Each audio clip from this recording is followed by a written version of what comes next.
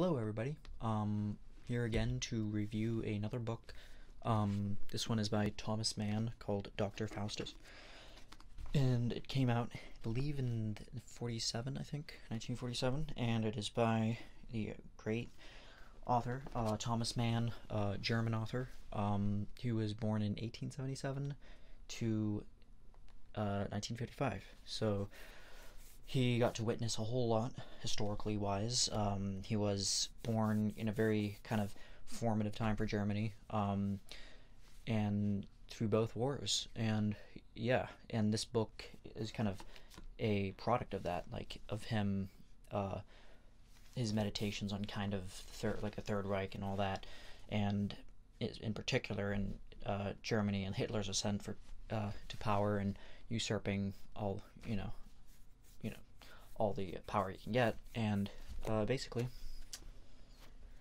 it's about, so it's in the tradition of Faust, a German legend of the, originally he is a doctor, I think, and which is also the same title as the play. Dr. Faustus by Christopher Marlowe was, I believe, in the 1400s maybe. It could be earlier than that, but yeah, it is a very old legend, and each iteration of it is very different, but the same holds true for every single one of them, which is the kind of the theme of the Faustian bargain, in which an individual makes a deal with the devil in order to attain some level of skill or some. In the case I think the original Dr. Faust, I think it has to do with medicine, I think, and he has to be, he becomes like a genius at medicine, like a mastermind, but he ends up having his soul held in contempt by the devil, and he gets it in, who goes by the name Mephistopheles in both Kircher's version and the in the original Marlowe version, I think, and basically he gets his soul for eternity at the end of the deal. So Goethe's Faust is a little bit different, I think. I think with his version, he's trying, like Faust is a great polymath, and he's trying to get something like 20 years of good. But I think in that amount of time, Mephistopheles actually is his servant. But during that time also is like his whole entire life falls apart. He falls in love, and basically it just ends tragically, like his lover dies and all these tragic things happen, and his life just goes completely downward, in a downward spiral. But that's actually not the plot to Dr. Faustus by Mann's version. In his variety, we get a glimpse into the psychological potency, I think, of it's a kind of a cautionary tale. It's kind of a bit of a fly-in-the-wall observer, kind of not making any grand statements about the characters, but it is about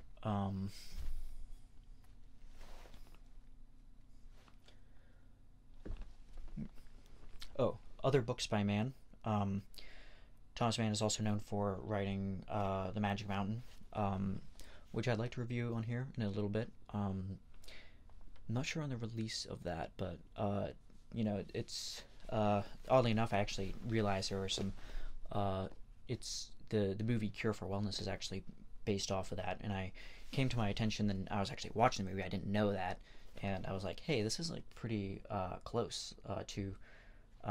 There's a lot of a lot of similarities between this and Mann's Magic Mountain, and it just so happens that I looked it up and it was like, oh, it's Gore Verbinski, I think, said that was an influence for it, so it's like loosely adapted as it, and he's credited as being as a source. So yeah, I thought that was kind of interesting, because I thought that from the driving up into the countryside of like the wherever, Germany or Switzerland or whatever, wherever, like back up in the mountains where you're getting cured, and and you end up staying, like you overstay. Well, I guess not overstaying your welcome, but you're kind of like you're kind of. It's an interesting thing with the character in that, like how Hal Castor, I think, is like goes in kind of skeptical of it, and then ends up of all the treatment and all that, but he ends up kind of enjoying it, which is kind of like a different twist in the movie, I think. So, but yeah, that will be for a different day. He also is known for writing Buddenbrooks. I think the subtitle is the Decline of a Family, which I also read, really enjoyed. That was actually his first novel he wrote, I think, when he was like in his early 20s, and and that, and it's such a big book. It is a I'm not sure if I have it here but it is such a impressive tome for somebody just starting out, and yeah, it's called The Decline of a Family for a reason, because it's just kind of like the slow of a mercantile family, I think, who is like a grain merchant, I think, is the Buddenbrooks family, and they operate by principles of tradition, and like you have to take on the family helm, and it turns out that he has differing opinions from his children, and they all go different directions, and some of them become artists. I know one of them does, and but yeah, I just thought that was an interesting parallel to this, because you see themes of kind of innocence and kind of tradition being kind of like dealt away with, or sacrificed in favor of something else. And in this case, in the book, it starts off with the character of Adrian Leverkuhn, I believe. There's probably a German pronunciation there that I'm not getting, but German is, as far as languages that I don't know, or at least I can kind of, some of the French things I can kind of hint, I can kind of, like with Proust, it's like, well, I can kind of like intuit certain things of like how, but with German, some of these words are like very, very, just like the Russian too. It's like, but it's Leverkuhn is introduced by his friend Zeitblum, and it says on the cover too, it's like about the life of the great composer, German composer Adrian Leverkuhn, as told by a friend. So it's kind of right from the get-go, you get this a bit of something that reminded me of Steppenwolf by Hesse, where this other kind of narrator who kind of has a, I don't know if they're both, if it's his friend too that's telling a story, but it's like the account of the treatise of the Steppenwolf, and it's kind of like given from this different perspective, and it gives a very interesting kind of observation, because Zeitblum, you can tell he very much cares for Leverkuhn, and they were friends since children, and they were both born in this German countryside, and Adrian Leverkuhn's family is described as having like a very rich background, like they're all kind of preceding the 30 Years' War, I think, and of course by this time, all the German states were different things, and under, it wasn't until Bismarck that you'd actually had a unified German whole nation. So, but the ideas were all there, like the language, I guess. So, you got all these different dynasties and stuff. But early on in the novel, we get the sense that Leverkuhn is a kind of precocious genius. He's composing melodies from a very young age, and this is in no part inspired by one of the musical teachers that his father befriends and kind of introduces to the family, and kind of prompts in the children and his kids a kind of musical, an affinity for music, and this is also combined with a lot of like religious symbology, and a lot of like church history and theology, I think. So a lot of what Leverkuhn composes when he's a young man isn't quite as complex as it is later in the novel. I think it's more maybe more Bachian, I guess. He learns contrapuntal is harmony, I believe, counterpoint harmony, and with these two harmonies that you play in each hand, kind of not opposing but complementing each other, but they're each doing their own interdependent things. Like you're training your mind to go and do these two things, which is, I think, a good portrait of Leverkuhn, because he seems to be someone who's very on the cusp of like being both an artist and an intellectual. Like he's so well read, and his father is like into lepidopterology, I think, like the study of butterflies and all this stuff. So it's very you get this kind of incentive for why he might have kind of opposing like this want to study the natural world and this want to study and this also want to express oneself, are both very present in Leverkin throughout his life. So right about the time in his mid-20s, he contracts syphilis from a woman, and I don't know if he ever refers to her or anything else aside from what he calls Esmeralda, as in alluding to the butterflies that his father was fascinated by. And it's very kind of like unsettling, like having the way he describes this. And furthermore, he also actually has a codified, like he has a cryptic message, about her. Like he writes about her in his music too. So there's like compositional type of things when he's like writing the notation, I guess. He kind of like slips in messages about that. So it's very interesting. And so he contracts syphilis, and this is kind of the moment, the very impactful moment when everything starts to kind of fall down for him. But it's kind of the beginning of the end, right? I mean, he doesn't, it's a good 24 years, I think, until he actually, the inevitable kind of degradation of his like mental faculties and all that. But for now, he becomes a very prestigious, very efficacious, and kind of very lucrative composer. He moves to a different area of Germany, I think one popular by more of the arts and stuff. And this is a time when all sorts of things with Arnold Schoenberg's 12-tone technique. Like, he was a very famous composer in modernist time, I believe, kind of contemporaries with Igor Stravinsky, and you can kind of hear that in Stravinsky's own music, especially with like The Rite of Spring and kind of all these, very more, sometimes it's more texture based than it is harmony based, or how it, a lot of these, if you listen to Schoenberg, which I have attempted to, there's a sense that it's not very enjoyable to listen to. So this school's, I think another name for it was serialist, and it definitely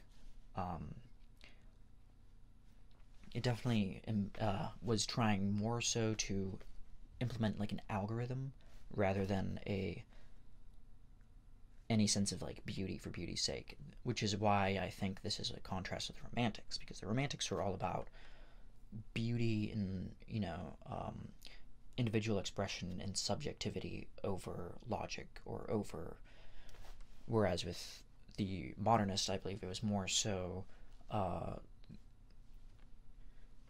underlying patterns, or yes, there is room for subjectivity, like say in the novels of Virginia Woolf or James Joyce or Mozart or Proust. You get these very stream of consciousness type devices, narrative devices that make for very interesting, and they kind of hold true to real life in the way that people actually think more so, rather than just very rigid type of language of, say some of the Romantics, like maybe Hawthorne. I'm not sure if he would be classified as that, but his prose is kind of like a little bit clunky. So but yeah, there's definitely a contrast between that, and I think it's a little bit weird because I think both of them are kind of a little bit more comparable than one might think. So yeah, Light Bloom or Leverkin, Adrian Leverkin, is very much influenced by this, and he begins to collaborate with all these other composers and these people who are are trying to kind of support his vision and creating this symphony. I believe he calls it just the Apocalypse. And so Adrian is seen to be a very just like an effective composer, just very very cerebral, very in tune with what was going on in the times with all these different atonal kind of achromatic methods, and with that they were able to kind of reach this new height of kind of genius. And it's interesting because in that sense you might say that Leverkin was very nationalistic, but at the same time, he also says things like he describes Beethoven's, like, one of his later symphonies, I think, as like mediocre or something. And like I said, it's a musical book. They just go on pages and pages, and Mann will be describing different sonatas, or like the certain scales, and like the chords he uses, and like, oh, he rises from the, a major tonic to this, subtonic or diatonic or something.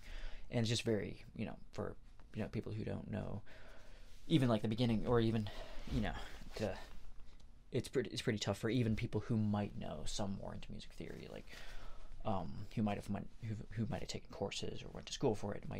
Even then it would be pretty hard, because he's got it packed with all the musical references. So but it's definitely not, it's not as if it's not worth the attempt, the effort.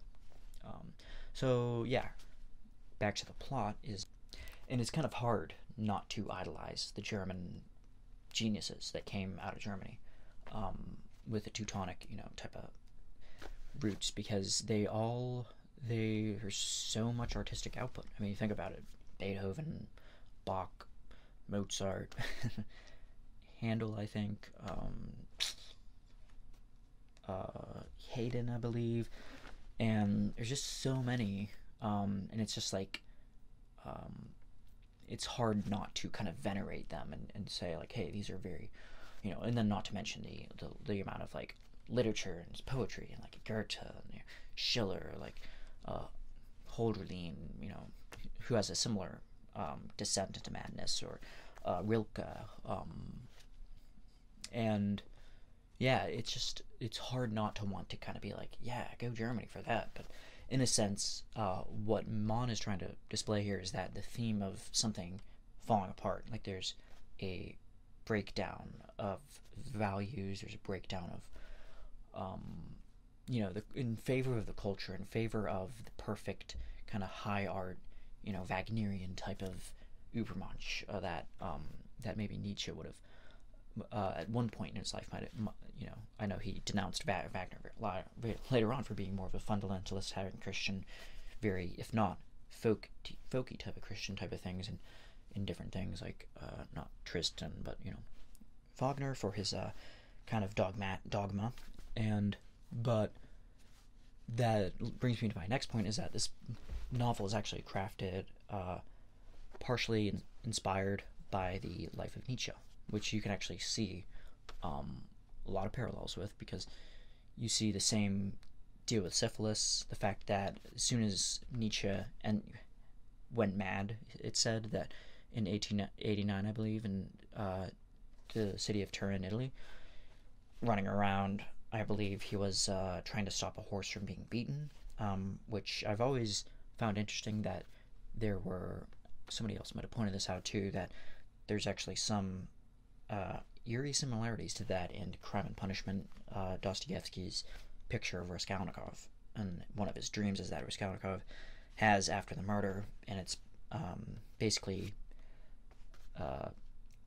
revealing that he is contrite, and that, despite thinking that he otherwise, like, his unconsciousness is like ailing him, so he sees in one of his dreams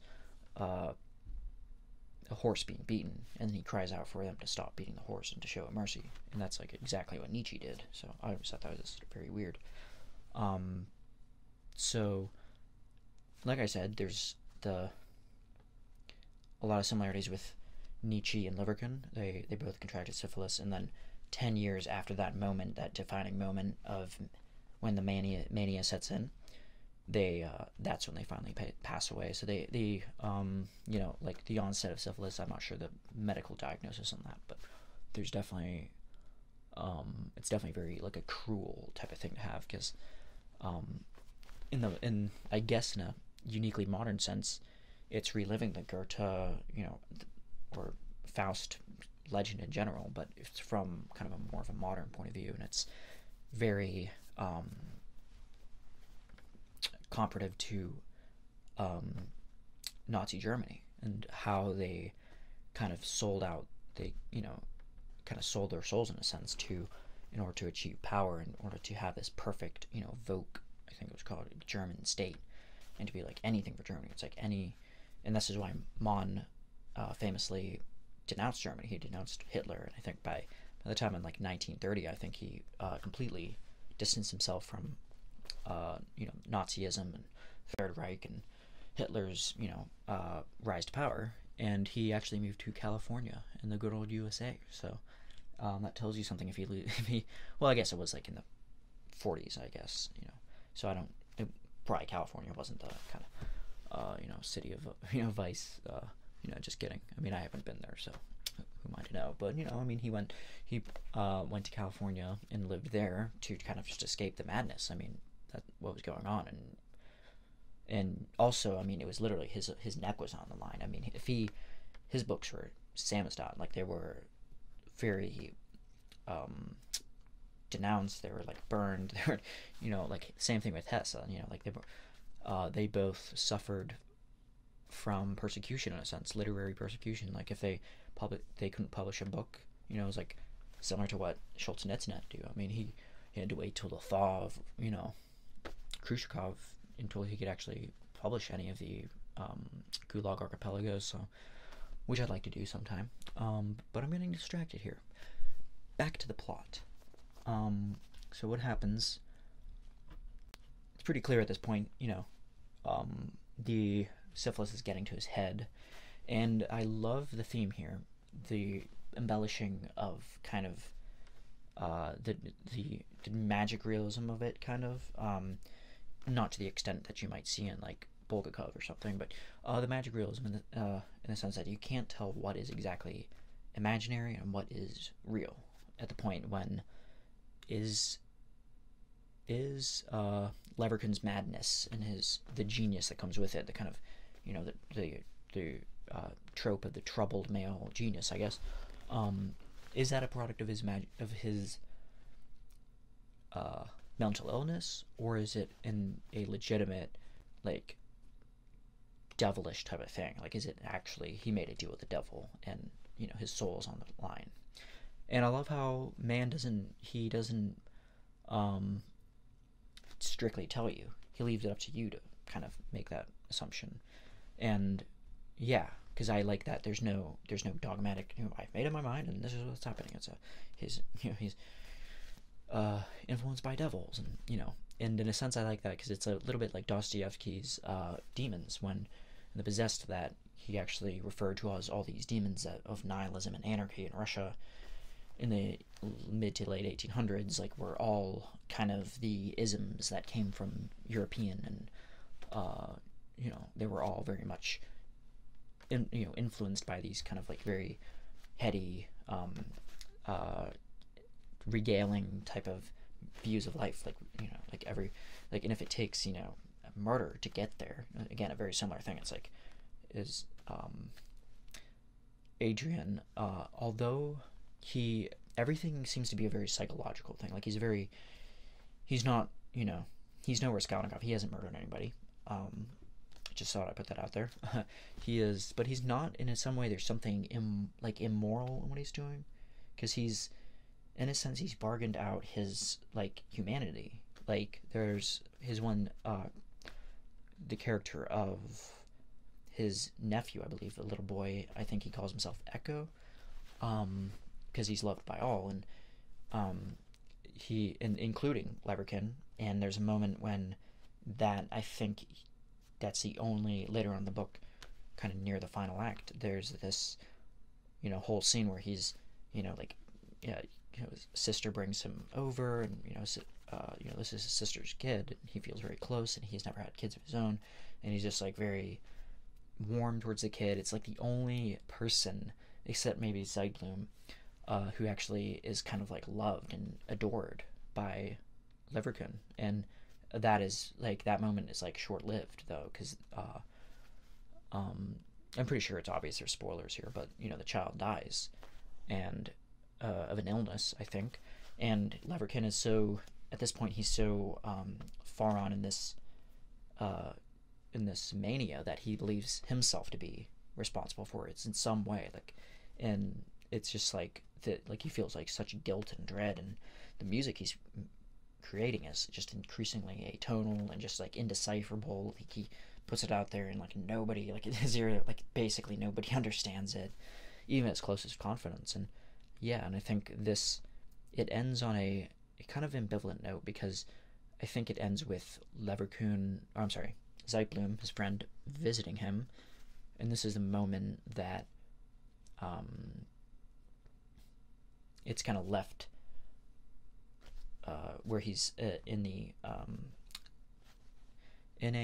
sanatorium, I believe, and he's a patient there, and he kind of maintains a friendship with him until his death 10 years later. And yeah, it's tragic, because it's similar to, again, Nietzsche. I can't help but bring him up because it's like how much of it was like insanity, and how much of it was like legitimate, or maybe we're all insane and to some degree or another, to Foucault in a way, I guess. Maybe not that far, but in a sense that we all have certain aberrations or certain inclinations that just aren't rational. I mean, that is the kind of isn't that the plight of humanity? I mean, there's so much about Leverkusen that I love about Mann's depiction of him, is that he's not like black and white. He doesn't demonize him. Yet on the other hand, he doesn't like say like, hey, like heck yeah to that. Like he clearly kind of holds him in a like he understands him, right?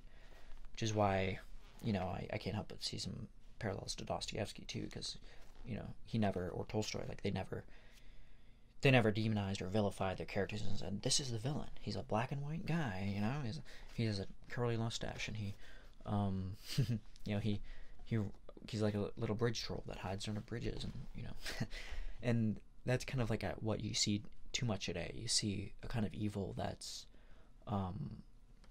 very black and white. It's he said, she said. And in this, what I love about this is that it's saying like, yeah, maybe Leverkusen is messed up in the head. Maybe he just went down the wrong path. Maybe he giving himself to this genius, to this, to tantamount, to make this, or the end all be all of everything, to make art his one thing, his main thing, just to intellectualize it, to do this, and to embody it with everything, to the point where he risks his mind. That is something that's just very profound. It's something, and it's still relevant today. I mean, you still see some films or books today talking about it, like Whiplash, like asking like, what is the cost of wanting to become a really, really freaking good drummer or musician, and going to jazz school and stuff. And it's like, it's asking you, what's the cost of that? Is it the cost of like ruining and trampling on your family relationships and becoming like just cut off from them, alienating yourself? Is it really worth that? Or is balance worth it? Having as much as the hierarchy of needs is kind of like Maslow's type of thing, is like kind of it is like kind of a meme, I guess, but like it's I think it's healthy in a way to kind of refer to certain things like that, certain pyramids or hierarchies, I think, of some sense of organizing your life, so you're not I think maybe David Hume said something about this too, of just the idea of not, just at the end of the day, we're all humans, and it's not taking things too seriously. As cliche as that sound, it's just like there is only so far, and it's like, and yeah, I mean, as somebody too who wants to aspire towards some sort of greatness, or I'm trying to write a novel, and I'm trying to tackle all these artistic projects, and I'm like, man, that's just I don't care if I feel depressed at the end of this, it's totally worth it. And yeah, maybe there's some irrationality, maybe it's totally worthless, maybe who knows. But I think the great thing about books like these is that they kind of point out, they make you think about certain things. They make you cogitate on a lot more than the surface layer, that's for sure, because there's like so much to the book, so many layers. So yeah, that is it. Let me know how you, I guess I haven't really asked for feedback before, but if you feel compelled, leave a like, comment, whatever. I hate doing these things, and Although the whole I hate doing these things is probably like a different meta type of way of getting you to actually do it. But no, I mean, in all genuineness, if you feel compelled, go to do it. You know, I can't really make you do anything really. Um, so yeah, personal life wise, as much as I hate talking about personal life, and you probably don't really care all that much, but I figure I'd just add it at the end of the video in case you are interested. Whatever. I'm gonna try to start putting like timestamps in here too. So yeah, I ran a marathon about a week ago.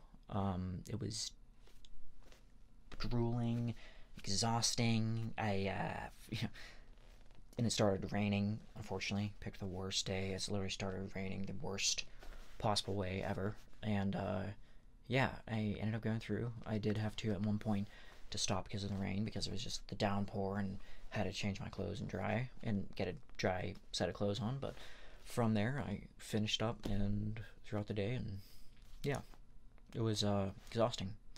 And definitely, it's one of those things that I feel like once it's in the bag, like I'm not like a crazy type of long distance runner where I'm like, yeah, I want to do an ultra marathon now or another marathon. But it's definitely it's definitely a possibility. I might wait things out. Definitely, definitely, keep a schedule of running at least, every now and then or whatever, but nothing too crazy. And yeah, I feel like, it was something I was working up for months and months and meaning to do, and and I did it just on my own without really any, aside from the help of some books and internet forums and whatnot. But aside from that, I think there's only so much you can do on your own, and really, I think it was, I think down the line, definitely, I think I might want to do like an ultra marathon. But I think hopefully, rather than being kind of on my lonesome and like running it and then and having to figure out my own pace, it's better to probably find other groups of people who are doing that. But then I also have the imposter effect of like, am I really a true runner? Which I get with everything. But yeah, so that's that. And as far as, one more thing on running is the fact that I think because Haruki Murakami also does running, because he's one of my favorite authors, and yeah, I think because he kind of gives me some hope, because he's not in what I talk about when I talk about running. Pretty interesting title. Take on Raymond Carmer's play, or short stories, I think. Yeah, there's he never like comes off as like douchey about it. I've always noticed there's a weird thing with, like the David Goggins type, and more power to him. Definitely respect the grind. And cool guy. Don't get me. He's admirable in that sense of just the sheer putting in the work. But then there's people like Murakami, who's just like an artist, and he's not. You wouldn't really necessarily know him for the fact that he runs, but and he said so himself in his book, that he's like, oh, I don't really like talking about this, but I just like, it's like a personal challenge that I keep to myself. But I just like his attitude of just like, well, it can be a healthy endeavor. You can live longer, and yeah, it keeps me grounded. The idea of just doing anything, it doesn't even have to be running. The idea of just, and I'm one to speak because I'm totally bad at other things, and other areas of my life I'm pretty undisciplined in, and there's just this one thing. I think if you can just take one thing, and it could be writing, reading,